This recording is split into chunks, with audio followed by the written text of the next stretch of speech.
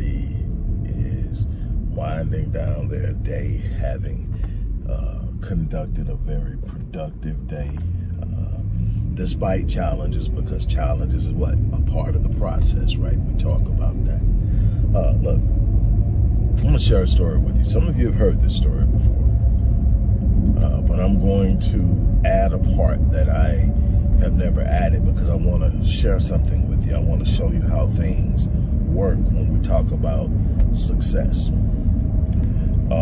Back in the mid to late 90s, the mid 90s on up into the mid 2000s, I ran an international relocation company, contracted out to different companies. And what I did is basically I handled the A to Z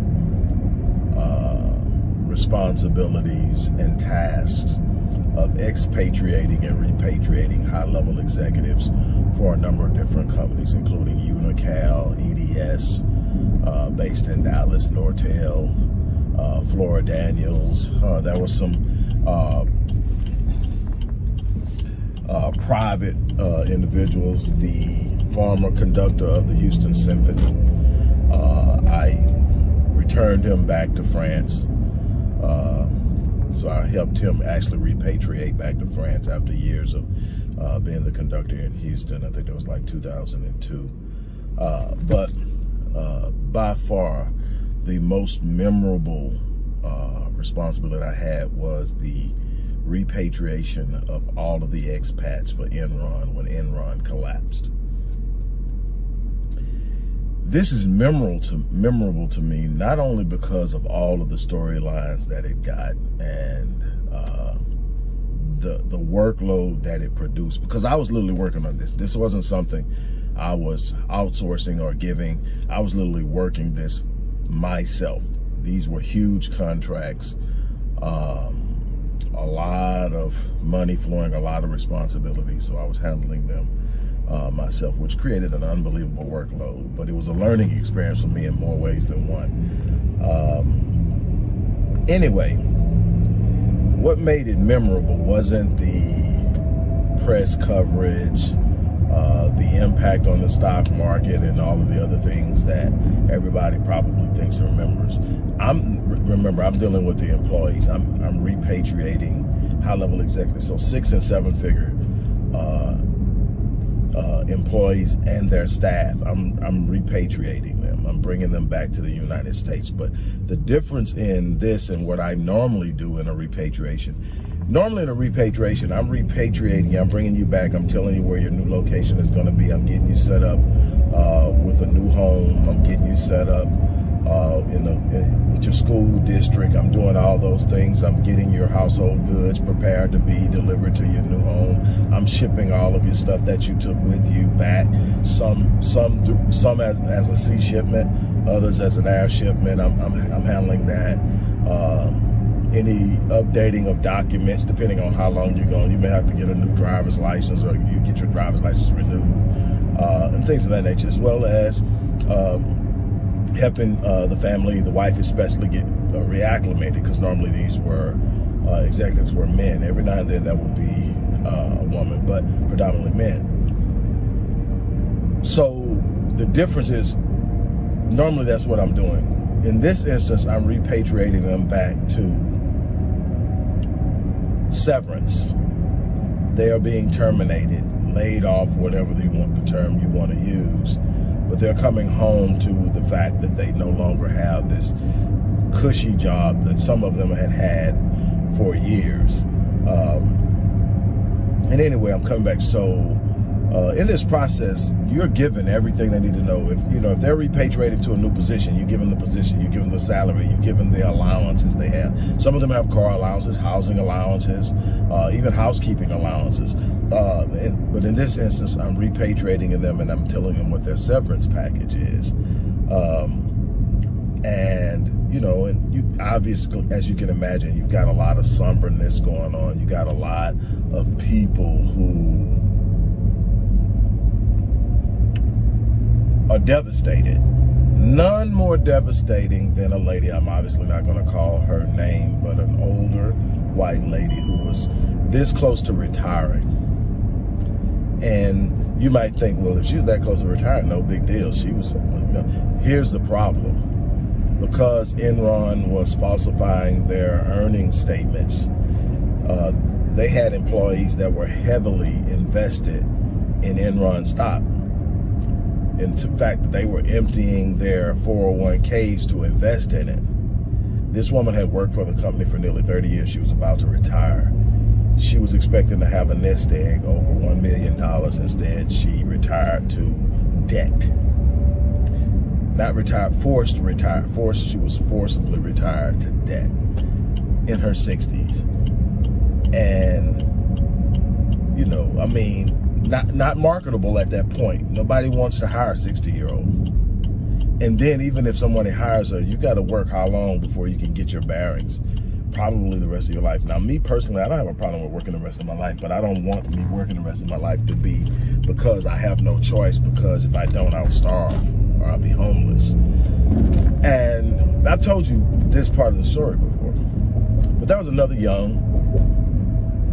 black young brother, I mean, probably late 20s, early 30s. And he was an IT guy. So when he came back, they needed him to stay on for a year. And so we kind of connected. And we talked, and so we sort of kind of connected, and he realized some of the things I did outside of international relocation. He looked at me and said, man, how are you doing it all? I say, you find a way to do the things that you're passionate about and the things you feel you need to do so that you're prepared for the future. He said, talk to me about it more. And so we would have these meetings, and eventually he stood up and said, man, I got a year left where I'm going to have a salary with Enron until we end up scaling down and totally shutting everything down. And I'll be one of the last employees they let go, but eventually I'm going to have to do this over. I don't want to go to another company and do this again and risk doing this all over again. Luckily, I'm not one of the people who is in their 50s and their 60s and having to try to figure out what they're going to do. I'm young enough now to where I've got a do-over in me. But I don't want to do it again. At least not working my butt off for someone else. Now, if I'm forced to start over for myself, that's a different story. I just wash and repeat and do it until I get it right. And he says, but I don't know where to start. I say, hey, let's sit down. And over the next year, I worked with this brother, taught him the game, showed him the game, and more importantly than showing him the ins and outs of business and all that other stuff, what I did is I taught him the mind game, because the mind game is the most powerful thing. Psychology is 80% of success. How you see the world through your mind, how you visualize the world through your mind, how you see yourself from your mind is 80% of it. If you get the psychology right, you can be wrong in the plan. You can be wrong in the strategy, but you're going to get there because the mindset won't let you fold. The mindset is seeking answers while you're moving through the difficult times. The mindset is sitting up and saying, what's next? How do we do this? Shouldn't have done that. Keep going. And so what I did is I worked with him and we got the mindset down. The brother is still doing his thing. He still got everything going on. We'll man, that was 2003, I want to say.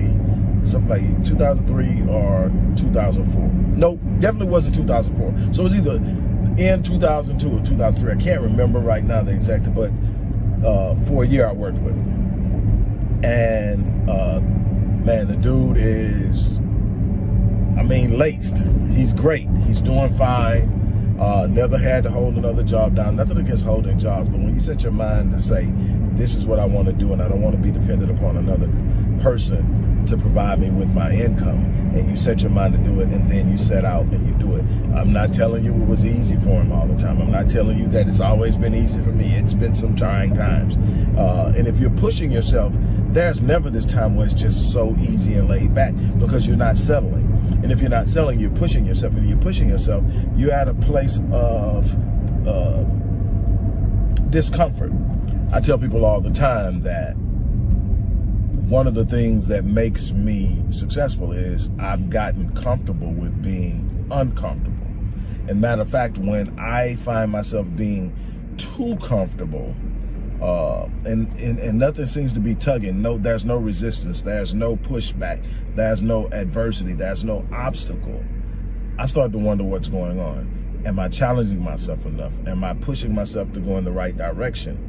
What's the situation? Because I understand that resistance that so many people fight with all effort to avoid is the very thing that creates the momentum for growth, that creates the force and the necessity of growth. You can't gain ground, you can't grow if you don't have something that's pushing against you.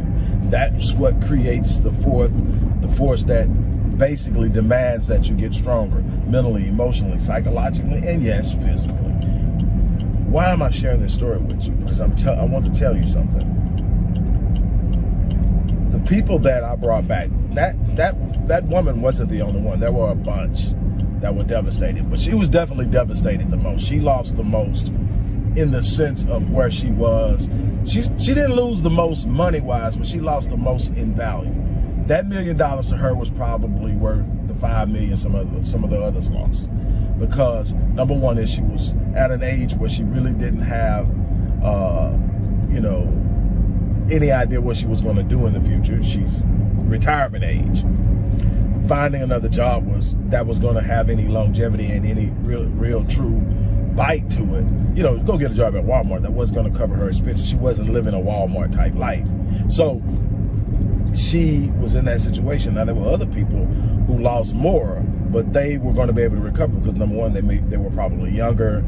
They had skill sets that kind of dealt with money. They could go off and maybe play the stock market or create or start their own business. It was so many other things.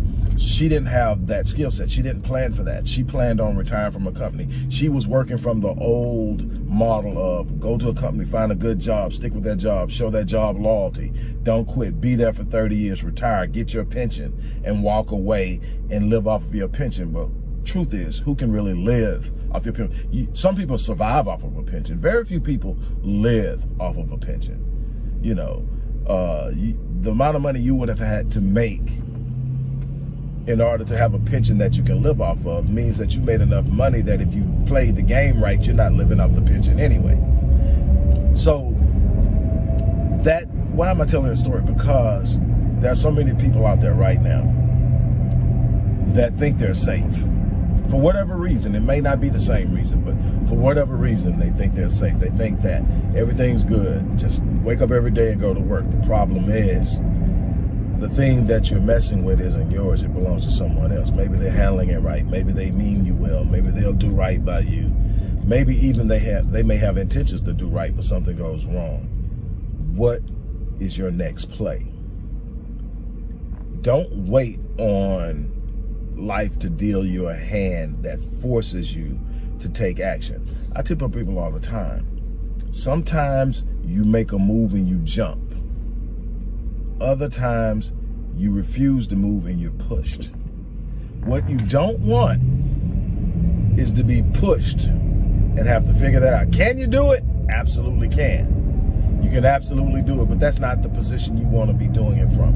You want to be doing it from a position of where you've taken action, you've taken the initiative, you're in control of the start. And that way you set the direction. You're at a point of action instead of recovery. Can you recover? Absolutely. I can show you how to do that if you're in that situation. But I would rather show you how to take action to better your position, to leverage who you are in this world, to leverage your value. Because if someone is paying you, especially if someone's paying you decent to good, that means you have value. You have a skill set. That's something valuable about you. The people that are paying them will pay you. You have to know how to present yourself. You have to market yourself. You know how to set yourself up. But I tell people all the time, if they're paying you six figures, how much do you think you're making them? Now, they may have the scalability to leverage your skill at a way that can make them more money using you than you can make yourself. But I guarantee you, you can make at least and better than what you're being paid.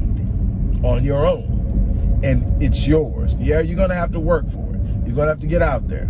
There are going to be some Saturdays and some Sundays when you're getting started. There are going to be some 10 and 12 and 14-hour days at least. That's a part of the grind. That's a part of the investment. That's a part of the effort that shows God, that shows the world, that reveals to life itself that you're committed to having what you say you want. And that's the thing. Wishing for it, praying for it, all of that stuff has its place. But at the end of the day, you're going to have to get out. You're going to have to go out there, and you're going to have to actually take action. You're going to have to actually initiate something. You don't want life to initiate it for you. You want to be the one in control.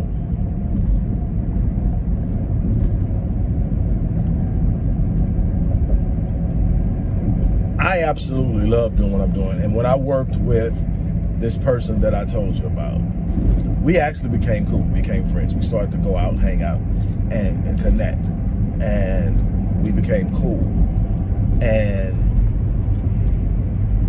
to watch the joy that this person experienced as their life changed. Now, this is a person that made 6 figures. So this wasn't a person that was sitting around saying, man, I'm struggling and I really need. See, struggling is a motivator in and of itself. You know, eventually you ought to be tired of struggling. If you're not making enough money to where everything's squared away and you're good and you have money set aside and you have money invested in other things, you got some passive income, that should be a sense of urgency about everything you do. If you don't have passive income, if you don't have stuff coming in from stuff that you've already created, that's one. You need a sense of urgency. If you don't have enough money set aside to live, that should be a sense of urgency. You should be waking up with a sense of, man, I got to get it today. I got to do something different. I got to do something better. But for those of you who are out there and living and you're getting paid good money, 6 figures, whatever you want to call good money. I'm not going to tell you. I'm not going to belittle what anybody makes, because if you go out and you make it and you earn it, you're doing something. And I don't want to ever take that away, but I want to tell you it's more out there. And I'm not just talking about money. There's a level of fulfillment that comes with knowing you're doing something that most people aren't doing, or you're doing something that most people thought you couldn't do. Or at some point in time, you maybe even felt like you couldn't do it, and now you're doing it. And I'm telling you, it's possible. I'm telling you that it's absolutely doable. And so what I want you to do is really and truly think about that. I want to work with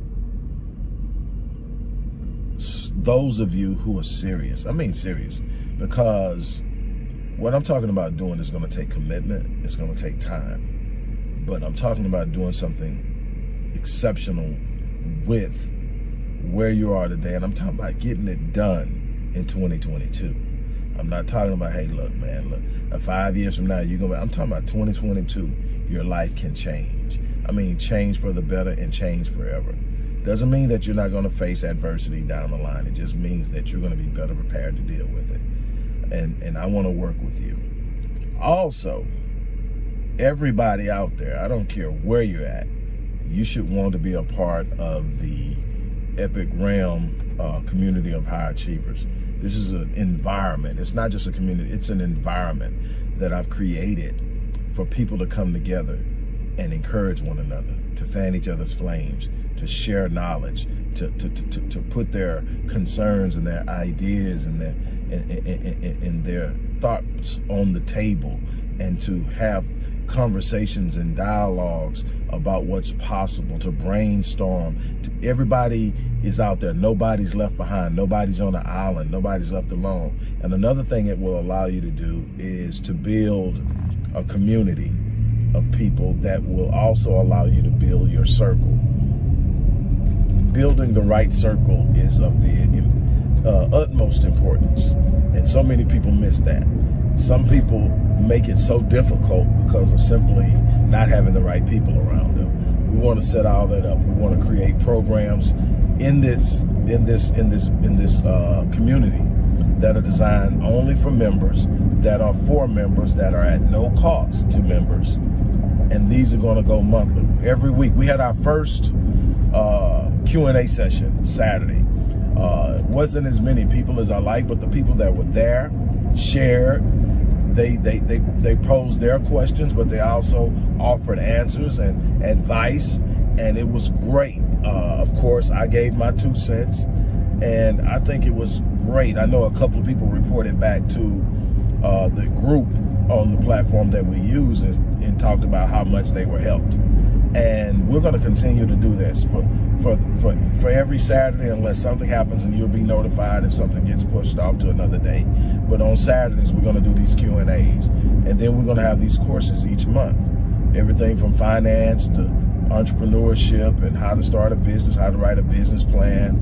We're going to deal with mental health. We're going to have a breakout room solely for mental health, because I'm telling you, the strain of going after it isn't easy. People talk about the grind, but they don't talk about the cost. See, grinding like that is a mental strain. It's an emotional strain. You're giving everything you got every day.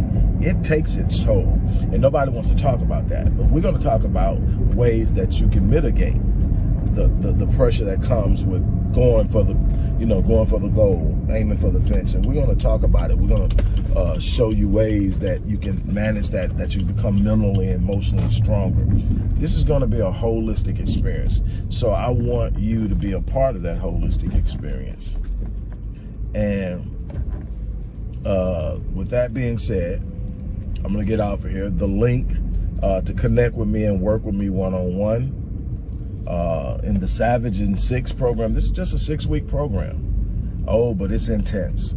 The Savage and 6 program, for those of you who are seriously ready to jump off into something, the Savage and 6 program, that link is in there. Also, for those of you who understand the importance of community, the importance of having a good winning circle, that link is also in there. So I encourage you to join. Everybody should join the community, because it's a no-lose situation. You're coming in and you are meeting with people, and we want only people who are coming in with a positive mindset and a winning mindset, or wanting to develop a winning mindset. This is not a place for naysayers and the pessimists to come hang out. You will not be welcome, and you will be dismissed. But on that note, it's time to make some things happen. It's time. I hope that if you get nothing else today, I hope from what I've shared over the course of the day that you only get this shot of life one time. And it's fleeting, it's passing. And as time passes, you don't get to recover it. So the actions that you take are immensely important. So I'm hoping that I'm encouraging you to take massive action and to get some things done. On that note, I'm about to check out of here. I got to run back in the office. I had to go pick up my, she's 17 now. God, they're going to, my 17-year-old, drop her off at home, and then I changed back to the office for a couple of hours. And then I'll head home for the day. But look, it's time to make your move. On that note, I'm out of here, you guys.